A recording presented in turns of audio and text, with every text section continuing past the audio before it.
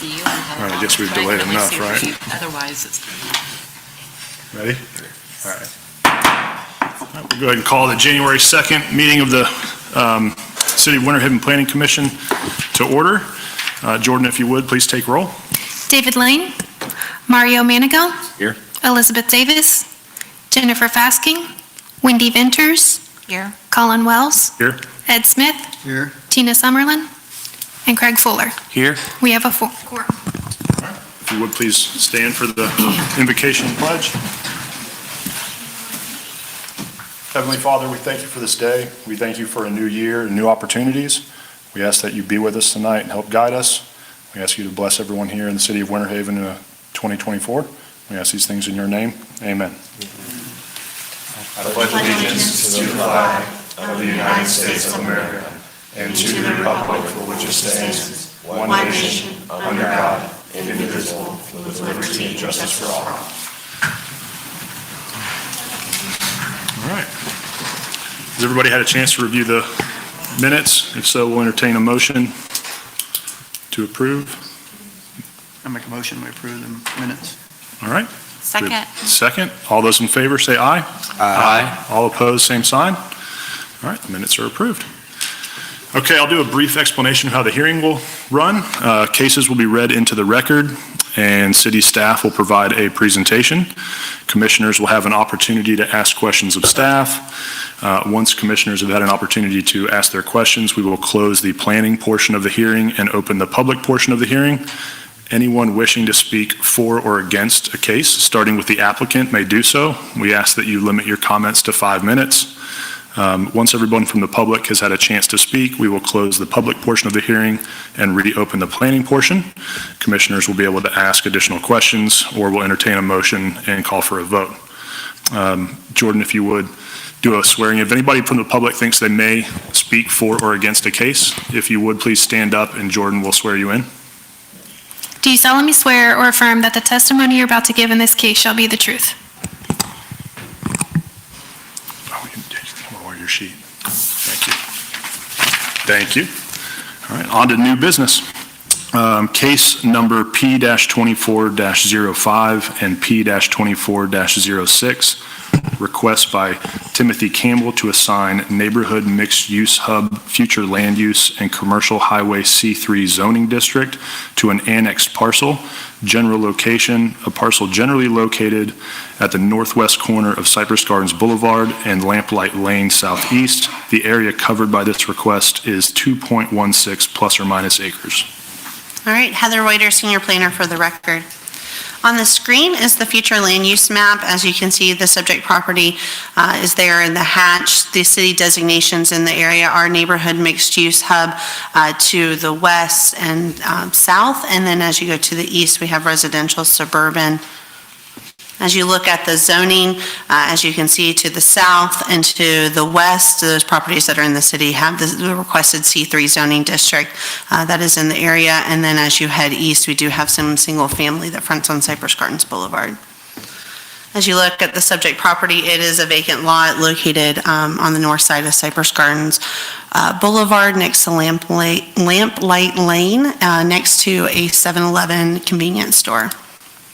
This is a view looking to the north of the subject property.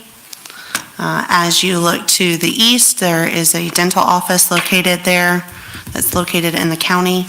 As you look to the south across the boulevard, there's a mixture of commercial uses, medical marijuana facilities, and car repairs. And as you look to the west, there is a 7-Eleven gas station and convenience store located in unincorporated Polk County. Timothy Campbell is the petitioner, and he requests the city assign Neighborhood Mixed Use Hub Future Land Use and Commercial Highway C3 Zoning District to an annexed parcel.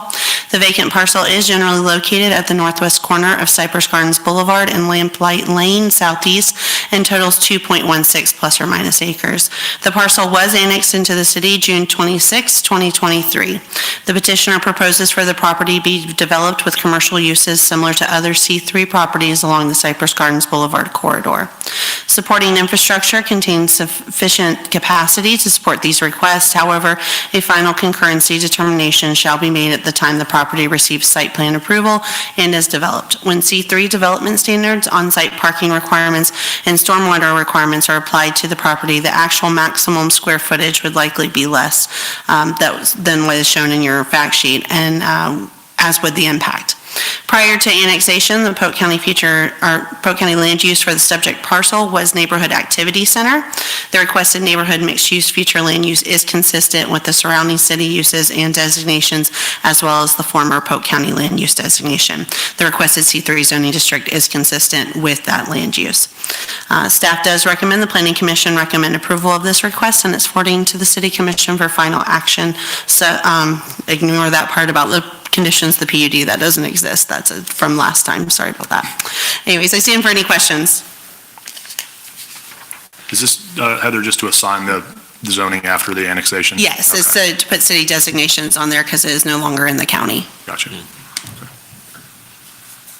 Any other questions? All right, we will close the planning portion of the hearing and open the public portion. Would anybody from the public like to speak for or against?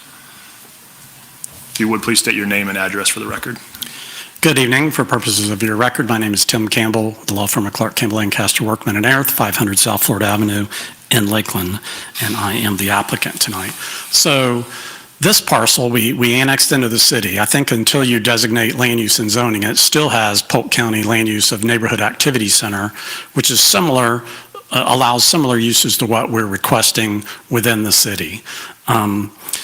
So their desire is to do some kind of commercial retail use, and on this parcel, consistent with how it's already designated and consistent with the growth in this area. You may have seen you can see it on the aerial, but also in the photographs that Heather shared with you, there's a driveway across the front that serves a 7-Eleven. There's an easement for that, so that will continue to be a driveway for that use and for our parcel. And as you probably saw, so I had the fortune of meeting two of the neighbors behind us, or one's a representative of one of the neighbors. There's an fence encroachment issue that we will continue to discuss. I don't know what the ultimate building plan will be and what the city setbacks and stormwater requirements and what it will require, but we'll continue to communicate with Ms. Carlisle about whether we, what and whether we can accommodate kind of a fence, and it looks like potentially a shed that comes onto this parcel, but we will work with them as we move forward with the development.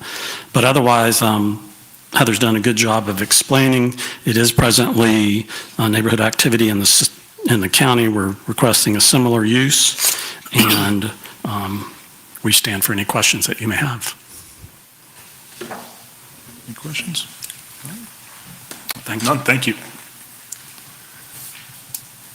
Anyone else from the public wishing to speak for or against? No? All right, we will close the public portion of the hearing and reopen the planning portion. Any additional questions from commissioners, or we'll entertain a motion? I'll entertain a motion to approve case number P-24-05 and P-24-06, request by Timothy Campbell to assign neighborhood mixed-use hub future land use in commercial highway C3 zoning district to an annexed parcel, general location, parcel generally located at the northwest corner of Cypress Gardens Boulevard and Lamplight Lane Southeast. The area covered by this request is 2.16 plus minus acres, as presented in the fact sheet by Ms. Reuter. Second. All right, we have a second. All those in favor say aye. Aye. All opposed, same sign. All right, it is approved. Thank you, Mr. Chairman, board members. Thank you.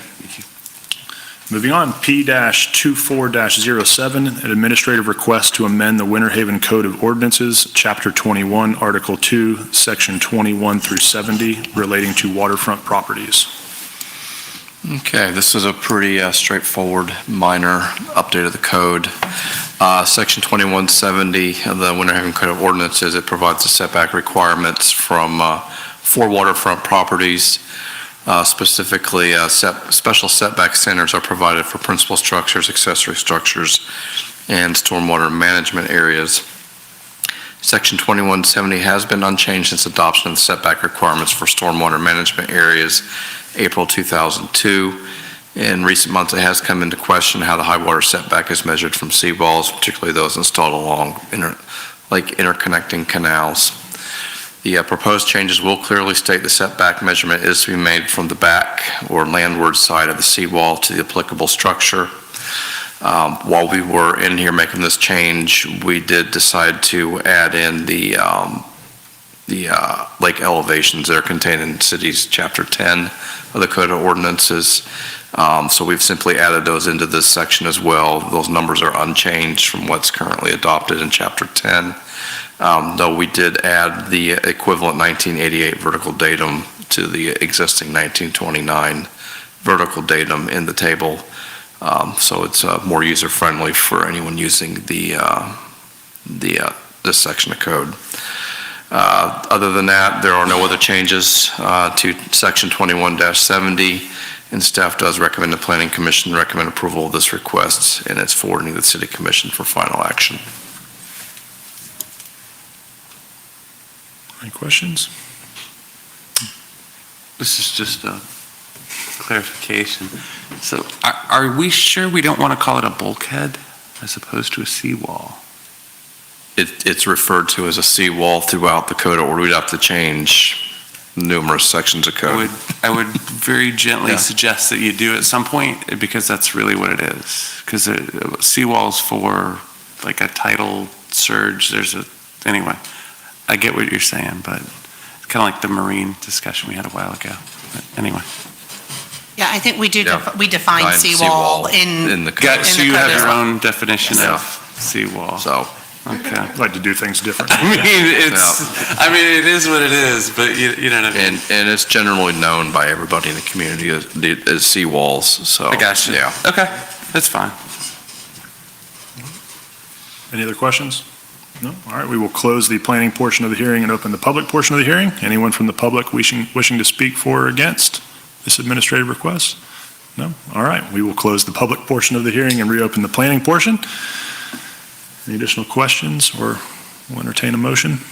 I'd like to make a motion to approve case number P-24-07, administrative request to amend the Winter Haven Code of Ordinances, Chapter 21, Article 2, Division 3, Section 21-70, relating to waterfront properties, as presented in the fact sheet.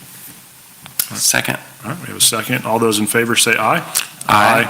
All opposed, same sign. All right, case is approved. Moving on, case number P-24-08, administrative request to amend the Winter Haven Code of Ordinances, Chapter 21, Article 2, Division 6, Section 21 through 103, accessory uses for the purpose of updating marine structure requirements. all right, this is a pretty small amendment. A little bit of background. In October 2019, the City Commission amended Section 21-103 for the purpose of updating the city's marine structures requirements. The intent at the time was to provide clarity to single-family marine structure regulations to create commercial marine structure regulations. And some reason that sentence got cut off. Sorry about that. Goodness, I'm 0 for 2 tonight. All right, anyways, during this update, the length and surface area maximums for marine structures were updated, and maximum roof area square footages were also created. Prior to this update, there were no maximum roof area square footages, and it is unknown the reasoning behind adding them.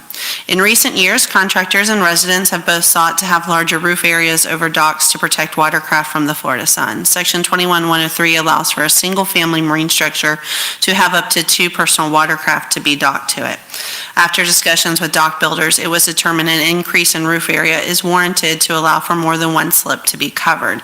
So staff recommends the following amendments. Increase the maximum roof area of a single-family marine structure from 500 to 750 square feet, and to increase the maximum roof area for non-single-family marine structures from 625 to 1,000 square feet. Staff recommends the Planning Commission recommend approval of this request, and it's forwarding to the City Commission for final action. I stand for any questions. All right. Any questions? No? All right, we will close the planning portion of the hearing and open the public portion. Anyone from the public wishing to speak for or against? All right, seeing none, we will close the public portion of the hearing and reopen the planning portion of the hearing.